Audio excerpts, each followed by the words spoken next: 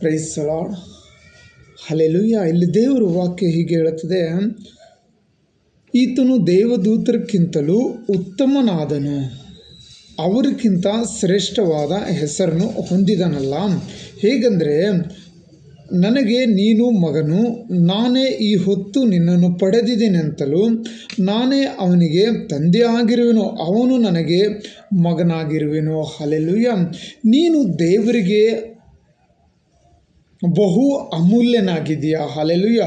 ಭಯಪಡಬಾರದು, ದೇವರು ನಿನ್ನ ಸಂಗಡಿದ್ದಾರೆ. ಹಲ್ಲೆಲೂಯಾ.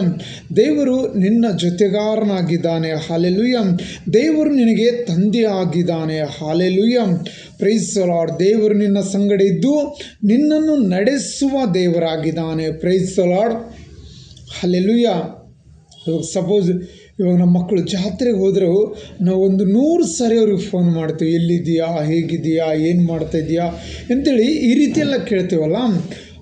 ನಮಗಿಂತ ಹೆಚ್ಚಾಗಿ ಪರಲೋಕದಾಗಿರುವ ತಂದೆ ಅವರನ್ನು ಪ್ರೀತಿ ಮಾಡುವ ಆತನಾಗಿದ್ದಾನೆ. ಈ ವಾಕ್ಯ ಹೇಳುತ್ತದೆ, ನನಗೆ ನೀನು ಮಗನು, ನಾನು ನಿನಗೆ ತಂದೆಯಾಗಿರುವೆನು, ಅವನು ನನಗೆ ಮಗನಾಗಿರುವೆನು. ಹಲ್ಲೆಲೂಯಾ. ನಮಗಿಂತ ಹೆಚ್ಚಾಗಿ ನಮ್ಮ ತಂದೆ ಕಾಯುವಂಥ ದೇವರಾಗಿದ್ದಾನೆ. Praise the Lord. ನಮಗಿಂತ ಹೆಚ್ಚಾಗಿ ನಮ್ಮ ತಂದೆ ಕಾಯುವ ದೇವರಾಗಿದ್ದಾನೆ. ಹಲ್ಲೆಲೂಯಾ. ಹಲ್ಲೆಲೂಯಾ. ನಮಗಿಂತ ಹೆಚ್ಚಾಗಿ ನಮ್ಮ ತಂದೆ ಕಾಯುವ ದೇವರಾಗಿದ್ದಾನೆ. Praise the Lord. ಹಲ್ಲೆಲೂಯಾ. ದೇವರು ನಿಮ್ಮನ್ನು ಆಶೀರ್ವಾದ ಮಾಡಲಿ.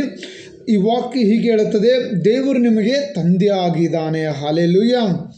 ಸ್ವಲ್ಪ ಬಾಯಿ ಗುಳ್ಳಿ ಆಗಿದೆ. Hallelujah. Praise the Lord. Hallelujah. ದೇವರು ನಿಮ್ಮನ್ನು ಆಶೀರ್ವಾದ ಮಾಡಲಿ. ಹಲ್ಲೆಲೂಯಾ. ದೇವರು ನಿಮಗೆ ತಂದೆಯಾಗಿದ್ದು ಸದಾಕಾಲ ನಿಮ್ಮ ಸಂಗಡಿದ್ದು ಆತನ ನಡೆಸುವ ದೇವರಾಗಿದ್ದಾನೆ.